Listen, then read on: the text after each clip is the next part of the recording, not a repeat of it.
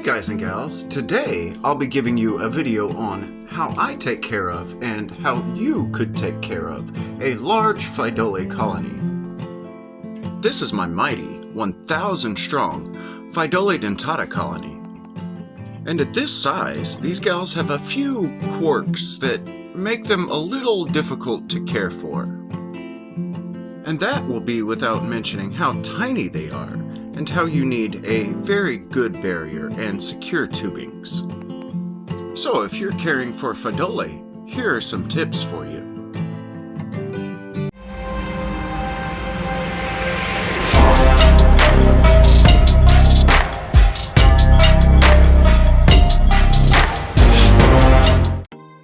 As I said, a large Pheidole colony can be somewhat difficult to care for. So, I will be breaking this down into 3 comprehensive parts: nesting area, feeding, and waste disposal. Pheidole are what I would call especially dirty ants. So maintaining our 3 key points should help you to maintain your colony's health as they grow. The first key point to maintaining your Pheidole's health will be temperature and humidity of the nesting area. These are my normal settings for Pheidole and the ant room in general. For me, maintaining the temperature of my Pheidole colony is fairly easy, as I live in the southern US. But maintaining the humidity is a little bit more of a problem for me, since I live about an hour and a half from the desert southwest and about an hour and a half from the Gulf Coast. This is the reason you will see water spots of condensation on the insides of my nests a lot of the time. The dry air from the desert and the wet air from the Gulf Coast really are a huge factor here. Our second key point is nesting material. I have my Pheidole nested in a plaster nest, which they absolutely destroyed. Here's a pic of what it used to look like when I first moved them in the top right corner. Anyway, the best nesting material for Pheidole is a bioactive soil. This is due to their uncleanliness that I mentioned earlier. But Pheidole can be nested in a multitude of different nests. As long as whatever the nest is holds humidity, they should be fine. So, probably not a wood nest. Our next key point, feeding.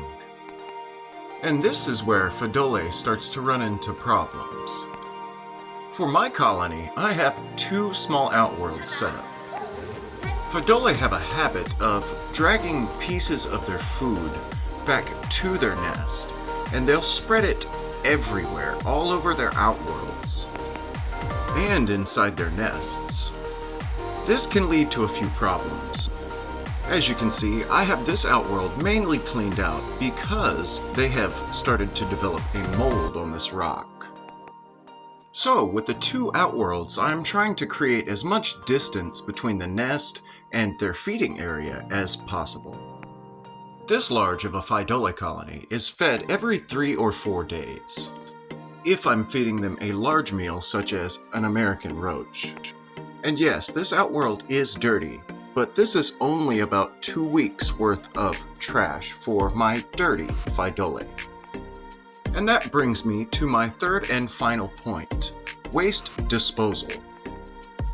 As I said, Pheidole have a habit of dragging their food back to their nest, and an even worse habit of not bringing the trash all the way back out.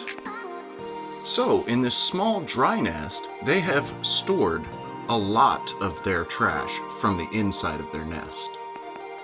Every Pheidole colony I have ever had has done this. So now I always set up a dry nest for them as a trash pit. And before I end this video, for November 2025, I will be giving away this beautiful gray grout nest. Well, it's an all-in-one, as the top can be used as an outworld. And this long-form video giveaway will run just as the last one did. I'll give you words to remember at the ends of my videos, for the entire month, and then at the end of the month, I will ask you for those words.